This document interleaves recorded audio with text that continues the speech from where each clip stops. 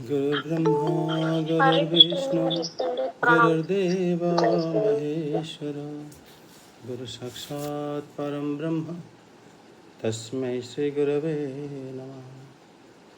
श्रीमद् भगवद गीता पंचम अध्याय श्लोक संख्या 2 अनुवाद स्नेहा माता जी देखंतु। श्री भगवानुवाच संन्यासः कर्मयोगश्च निःश्रेयसकरावुभौ तयोस्तु कर्म संन्यासात्म कर्मयोग विशिष्यते। अनुवाद। हरे कृष्ण। हरे कृष्ण। हरे कृष्ण महाराज। दंडवत प्रणाम। प्रणाम दंडवत प्रणाम। ओम जय श्री जगन्नाथ। गुरुदेव जगन्नाथ की जय। ओम श्री परमात्मने नमः। ओम श्री परमात्मने नमः। ओम श्री परमात्मने नमः। श्री भगवान उवाच पंचमध्याय द्वितीय श्लोक 2 श्लोक। श्री भगवान कहिले कर्म संन्यास और कर्म जोग ए उभय परम कल्याण कारक अटंती, किंतु ए दुईटी मध्यरु कर्म संन्यास अपेक्षा साधना रे सुगम होइथिबारु कर्म जोग श्रेष्ठ अटे। प्रभु जी आप व्याख्या आपण करू। जय जगन्नाथ। एठी जय जगन्नाथ। हरे धन्यवाद माता जी। श्री भगवान कहउचंती संन्यासः कर्मयोग च उभौ निःश्रेयस्कर। एठी भगवान कहउचंती कि दुईटा जाक श्रेयस्कर अटंती। गोटे हला संन्यासः कर्मयोग च, गोटे हला कर्म संन्यास एवं कर्मयोग। किंतु तयोः कर्मयोगः विशिष्यते। या भीतर किंतु जो कर्मयोग श्रेष्ठ अटे एक कथा श्री भगवान एठी कहउचंती। श्री विश्वनाथ चक्रवर्ती ठाकुरंकर ए श्लोक पर से कहउचंती कि कर्मयोग विशिष्यते इति ज्ञानिनः कर्म करेण न कोपि दोषः। कर्मयोगर जो विशिष्टता प्राप्त ए श्लोक रे श्री भगवान कहउचंती माने श्रेष्ठ करके कर्मयोग को कहउचंती। ता द्वारा कर्म करिबा द्वारा ज्ञानर कौनसी दोष एथिरे नाही कि ज्ञानी हबाटा खराब एक कथा श्री भगवान ए श्लोक रे न कही ज्ञान को ज्ञानवान को कही मध्य से कर्म को श्रेष्ठ करी कहि देछन्ती। अपितु निष्काम कर्म द्वारा जितेबले आमर चेतना शुद्ध हो जाए सेतेबले मध्य ज्ञान रे दृढ़ता आसी थाए। ज्ञानर जन्म निष्काम कर्मरु ही होता है। किंतु जदि सन्यासी कर चित्तरे विकार उत्पन्न हो जाए तेबे ताकु शांत करिबा पई उपाय कर्म ही अटे। माने एठी जो श्री भगवान कहिबार जो तात्पर्य है श्री अर्जुन देव का जो प्रश्न थिला श्री भगवान तार उत्तर रे ज्ञान जोग एवं निष्काम कर्म जोग दोनों दुई जन जाक श्रेष्ठ बोली श्री भगवान कहले। तथापि जो कर्म सन्यासियों अपेक्षा निष्काम कर्मयोग श्रेष्ठ एक कथा श्री भगवान इस श्लोक कहते। तार अर्थ माने एठी महात्मा माने जो व्याख्या करमती आमर विष्णु चक्रवर्ती ठाकुर व्याख्या करते। श्री भगवान कर्मयोग को श्रेष्ठ कहीं कहले। प्रथम तो कहले दुईटी जाक माने कल्याणकारी दुईटी मार्ग कल्याणकारी निश्चित रूपे, किंतु ता भीतर कर्मयोग श्रेष्ठ। तार कारण है जी सन्यासी हो गला ज्ञान मार्ग रे कर्म को छाड़ीदेला रोषेबास नकरी से खाइब एवं माने जगत रे ऊपर निर्भर माने आमर प्रकृति पर निर्भर हो शरीर को निर्वाह करिवो। स्त्री ग्रहण करि पारिबो नाही, घर माने रही पारिबो नाही घरे कोनोसी घरे एवं सी कोनोसी माने चुल्ली तैयारी करिके रोषेई करि पारिबो नाही। ये सब सन्यासी रो नियम था। किंतु एथिरे पतन हबार संभावना थाए। कारण भागवत में आम एवं सप्तम स्कंदर श्री नारदंकर जो चारि वर्णर जो शिक्षा देते से से कहते यह प्रभज्य गृहान पूर्वम त्रिवर्गाव पता पनाथ पुनः यदि सेवते तान भिक्षे हो सबे बांताशय पत्रप। एक कथा मैंने शुणी थे जो जो शब्द एठी व्यवहार करथिले श्री नारद से शब्द हैला बांतास्य पत्रपः माने जो व्यक्ति संन्यास आश्रम को परित्याग करी संन्यास तो ही गले किंतु संन्यास हैला परे पुणी से घर को प्रवेश करते से घरे रहते ताहले से मानको बांतासी कहा जाए अर्थात बांति करिकी पुणी भोजन करवा प्रथमे खाईदवा पुणी बांति करवा पुणी ताको भोजन करवा इनको निर्लज कहा जाए निर्लज लोक माननको जदि माने सेटा कौन पाई हुए ना आमे जेते बड़े कर्म को त्याग कर दे संन्यास हो जाते तापर पुनर्बार पुणी आम कर्म को करने पाई आगवर ही था यही जगह को एठी माने पतनर संभावना थाए जदि पतनर संभावना अच्छी तेणु से जगार निश्चित रूपे माने ज्ञान मार्ग ये टिके असुविधा हुए जड़े जदि माने संपूर्ण ज्ञानी है ना सी माने संन्यास नहीं गला एवं संन्यास हुई ए जगत को से निजर उद्धार पाई माने दृढ़ संकल्प हो गला किंतु किसी दिन पर से पुणी का मो द्वारा हेनी तार मो पुणी घर मो निज घर को पलि आसे निज स्त्री सहित हो घर पुणी से एभली रास्ता को निजर करनी जड़े जड़े जो विवाह नक संन्यास होता से विवाह करनी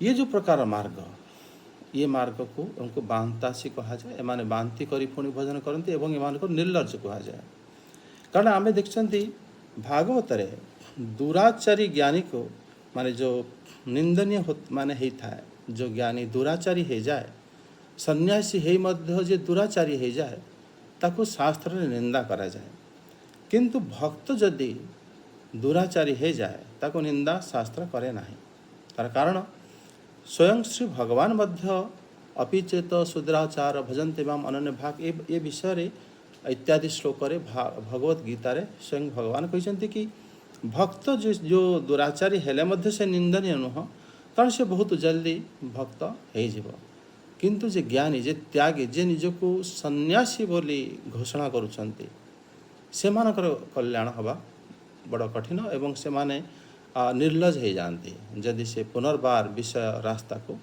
माने आसी थांते एठी माने श्री भगवान एथिपाई जो कर्मयोग को रखिचंती कि कर्मयोग विश्रेष्ठ एटी निश्रेयस करावभौ संन्यास कर्मयोगश्च निश्रेयस करावभौ तस्या तो कर्म संन्यास कर्मयोग विशिष्यते सेथि मध्यरु कर्मयोग हला विशेष माने बा श्रेष्ठ एठी माने शास्त्र विहित जो आचरण आमे करंती ताको कर्म कहा जाए एवं सेठी जीव कौन करे ना स्वयं माने कर्ता होई कर्म फल को से कौन त्याग कर दिए एवं जे कर्म फल को त्याग करे नाही जे कर्म फल पाई जे कर्म करे से मानकु वेद रे कर्म कांडी कहा जाए तांको फलर आवश्यकता थाए एभली स्थिति रे मध्य सत्कर्म मध्य संसार बंधनर कारण मध्य ही था कि जो माने सत्कर्मी सी मध्य तार फल पाइबा पई जन्म नहीं थांती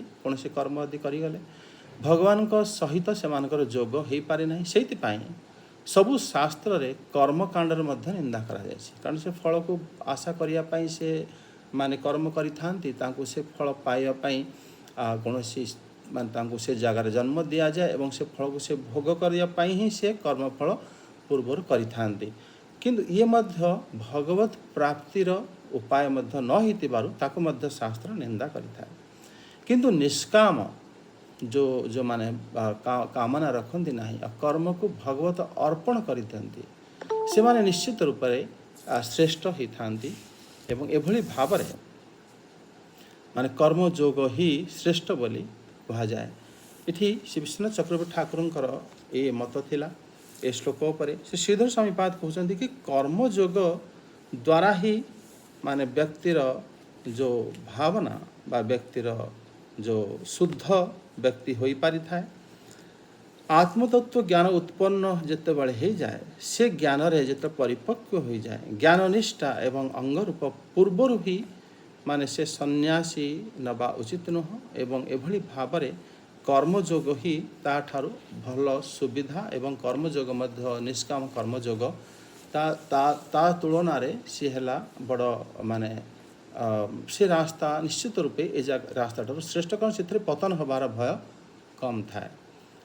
ଆଉ ଆମର ଶ୍ରୀ ରାମାନୁଜ ଆଚାର୍ଯ୍ୟ ପାଦ କହୁଛନ୍ତି ଏ ଶ୍ଲୋକରେ କି ଯେତେବେଳେ ମାନେ ଶ୍ରୀ ଭଗବାନଙ୍କର ଯେତେବେଳେ ଶ୍ରୀ ଅର୍ଜୁନ ଦେବ ଏ ଶ୍ଲୋକ ମାନେ କହିଛନ୍ତି କି ଜ୍ଞାନୀ ଏବଂ କର୍ମକ ଠାରୁ କିଏ ଶ୍ରେଷ୍ଠ, ମାନେ ଏଠି ଶ୍ରୀ ଭଗବାନ କହୁଛନ୍ତି କି ଜ୍ଞାନ ଯୋଗରେ ଯେଉଁମାନେ ସମର୍ଥ ପୁରୁଷଙ୍କ ପାଇଁ ମଧ୍ୟ ସନ୍ନ୍ୟାସ ଏବଂ କର୍ମଯୋଗ ଦୁଇଟି ଯାକ ମାନେ ଏକା ହୋଇଥିଲେ ମଧ୍ୟ ଯଦି କଲ୍ୟାଣ ସେ ଚାହେଁ ତାହା ନିଶ୍ଚିତ ରୂପେ ସିଏ ଜ୍ଞାନ ମାର୍ଗ ଅପେକ୍ଷା ସେ କର୍ମଯୋଗର ମାର୍ଗ ନିଶ୍ଚିତ ରୂପେ ତାଙ୍କ ପାଇଁ ଶ୍ରେଷ୍ଠ ଏବଂ ବଡ଼ ସେଫ୍ ମାର୍ଗ, ଏବଂ ସେଥିରେ କୌଣସି ପ୍ରକାର ତାଙ୍କୁ ଅସୁବିଧା ହୁଏ ନାହିଁ ଏବଂ ସେଥିରେ ସିଏ ମାନେ ବଡ଼ ସୁବିଧାରେ। ସେଥିପାଇଁ ଆପଣ ଦେଖିବେ ପ୍ରତ୍ୟେକ ଜାଗାରେ ମାନେ ଆପଣ ଯଦି ଉପନିଷଦ ଦେଖିବେ ଯେଉଁମାନେ କର୍ମ ତ୍ୟାଗ କରି ସନ୍ନ୍ୟାସୀ ବି ହେଇଛନ୍ତି କିନ୍ତୁ ତାଙ୍କ ଗୁରୁଙ୍କ ପାଖରେ ଯେତେବେଳେ ସେ ଉପଦେଶ ନେବାକୁ ଯାଆନ୍ତି ତାଙ୍କ ଗୁରୁ ନିଶ୍ଚିତ ରୂପେ କୌଣସି କର୍ମ ମାଧ୍ୟମରେ ତାଙ୍କୁ ବ୍ୟସ୍ତ ରଖିଥାନ୍ତି, ଯାହାଦ୍ୱାରା ସେମାନେ ସବୁବେଳେ ମାନେ ବହୁତ ସୁବିଧାରେ ଶ୍ରୀ ଭଗବତ ପ୍ରାପ୍ତି ହେଇଯାଆନ୍ତି। ଆଉ ଯଦି ସେ ସବୁ କିଛି ଛାଡ଼ିକି ବସିଯିବେ ତାହେଲେ ସେମାନଙ୍କର କ'ଣ ହୁଏ ନା ଭୟ ଥାଏ, ନିଶ୍ଚିତ କୌଣସି ନା କୌଣସି ଉପାୟରେ ପୁଣି ସେ ପତନ ହେଇଯାଆନ୍ତି।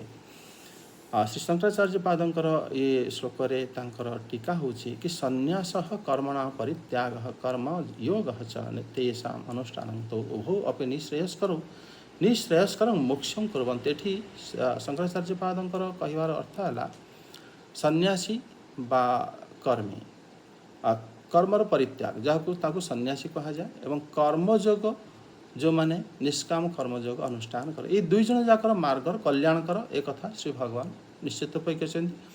କଲ୍ୟାଣକର ଅର୍ଥ ହେଲା ଦୁଇ ଜଣ ଯାକ ମୋକ୍ଷ ପାଆନ୍ତି। ଏଠି ଶଙ୍କରାଚାର୍ଯ୍ୟ ପାଦ କହୁଛନ୍ତି କି ଶ୍ରୀ ଭଗବାନ ଯେଉଁ କହୁଛନ୍ତି ସନ୍ନ୍ୟାସ କର୍ମଯୋଗସ୍ୟ ନିଃଶ୍ରେୟସ୍କରାବୁଭୁ, ନିଶ୍ଚିତ ରୂପେ ଇଏ ଦୁଇଟା ଯାକ ନିଃଶ୍ରେୟସ୍କର ଅଟେ, ମାନେ କଲ୍ୟାଣ କରିଥାଏ ବା ଏ ଦୁଇ ଜଣ ନିଶ୍ଚିତ ରୂପେ ମୋକ୍ଷ ପ୍ରାପ୍ତି ହେବା ପାଇଁ ଯୋଗ୍ୟ ଅଟନ୍ତି। ଯଦ୍ୟପି ଜ୍ଞାନ ଉତ୍ପତ୍ତି ହେତୁ ସେମାନେ ଜ୍ଞାନର ଯେଉଁ ଉତ୍ପନ୍ନ ହେଇଥାଏ ଏବଂ ସେଥିରେ ମାନେ ଦୁଇଟା ଯାକ କଲ୍ୟାଣକାରକ ହେଲେ ମଧ୍ୟ ଯେଉଁ କଲ୍ୟାଣ ଭିତରୁ କେବଳ ଯେଉଁ ଜ୍ଞାନ ସହିତ ଯେଉଁ ସନ୍ନ୍ୟାସୀଙ୍କ ଅପେକ୍ଷା କର୍ମଯୋଗ ଶ୍ରେଷ୍ଠ, ଏଭଳି ଭାବରେ ଶ୍ରୀ ଭଗବାନ କର୍ମଯୋଗକୁ ଶ୍ରେଷ୍ଠ କରିକି କହିଛନ୍ତି। କର୍ମଯୋଗ ଶ୍ରେଷ୍ଠ ଅଟେ ଏବଂ ଏଥିପାଇଁ ମାନେ କର୍ମଯୋଗ କାହିଁକି ମାନେ ଶ୍ରେଷ୍ଠ ଏକଥା ଶ୍ରୀ ଭଗବାନ ତା ପର ଶ୍ଲୋକରେ କହିବେ। ଯେମିତି ଶ୍ରୀ ବିଶ୍ୱନାଥ ଚକ୍ରବର୍ତ୍ତୀ ଠାକୁର କହିଥିଲେ କି କର୍ମଯୋଗରେ ହିଁ ଶ୍ରେଷ୍ଠ, ଏଇଥିପାଇଁ କାରଣ କର୍ମଯୋଗରେ ମାନେ ପତନର ଭୟ ନଥାଏ, କାରଣ ସାଧକ ଯେତେବେଳେ ଘରୁ ଭଗବାନଙ୍କର ବାଣୀକୁ ଶୁଣିଲା ପରେ ତାର ନିଜର ଜୀବନକୁ ସେ ଅନୁସାରେ ଗଢ଼ିବାକୁ ଚେଷ୍ଟା କରିଥାଏ, ସେତେବେଳେ କ'ଣ ହୁଏ ନା ଯଦି ସେ ମାର୍ଗରେ ଟିକିଏ ଅସୁବିଧା ଥାଏ ତାହେଲେ ସେଥିରେ କ'ଣ ହେବ ନା ସେ ପୁଣି ଆଗକୁ ବଢ଼ିବାରେ ବାଧା ଉତ୍ପନ୍ନ ହେଇଥାଏ।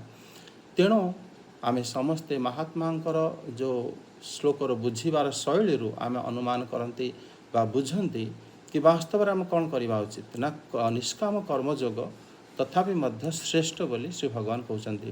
ଭଗବତ ଗୀତା ଯେତେ ଆଗକୁ ଗଲେ ମଧ୍ୟ ଦେଖିବେ ଏଇ ଭଗବତ ଗୀତା ନିଷ୍କାମ କର୍ମଯୋଗ ଯେଉଁଟା ତାର ଭକ୍ତି ସହିତ ମାନେ ତାର ସମ୍ବନ୍ଧ ଥାଏ।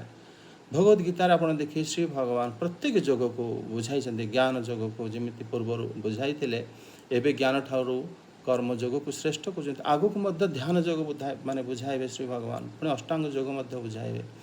ପ୍ରତ୍ୟେକ ଯୋଗ ବୁଝାଇଲା ପରେ ସେ ସବୁବେଳେ ଦେଖିବେ ଆପଣ ଭକ୍ତିକୁ ହିଁ ଶ୍ରେଷ୍ଠ କରିକି ଭଗବାନ କହିଛନ୍ତି ଏବଂ ଭକ୍ତିର ଯେଉଁ ଆରମ୍ଭ ହୋଇଥାଏ ସେ ନିଷ୍କାମ କର୍ମ ବା ଭଗବାନଙ୍କର ଅର୍ପିତ କର୍ମରୁ ହିଁ ଭକ୍ତି ସୃଷ୍ଟି ହୋଇଥାଏ।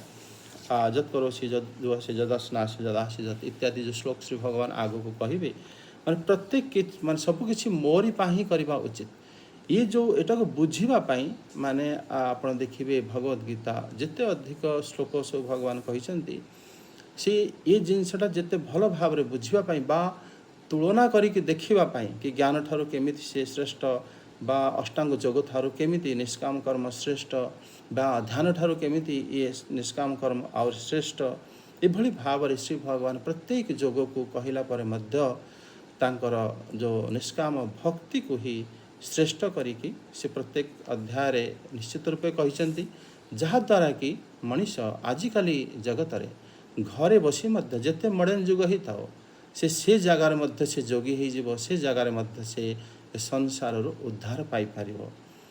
तेणु उपनिषद रे जो ज्ञान थिला उपनिषद रे से समयर स्थिति माने बण जंगल अनुसार से ज्ञान को सेतबेले आहरण करा जाउथला किंतु भगवान जेतेबेले भगवद गीता युद्ध क्षेत्र मध्य जेतेबेले आरंभ कले सेतबेले माने सी ये जणाई देले वास्तव रे जेकोसी स्थिति रे मनुष्य रहिले मध्य से स्थिति से निश्चित रूपे मो पाखक आसी पारिबो एवं सेथिरे आवश्यक नाही कि सी जणे माने सन्यासी साधु है कि बण जंगल आजिकल तो से भली स्थिति मध्य नाही। तेणु भगवान भगवद गीता समस्त बड़ लाभप्रद एवं समस्ते निश्चित निज जीवन में एक माने प्रत्यह श्रवण करी तांको जीवन रे एक माने पालन करवा उचित जद्वारा आम आम जीवन को सार्थक निश्चित रूपे करि परिबा। जय जगन्नाथ। हरिबोल।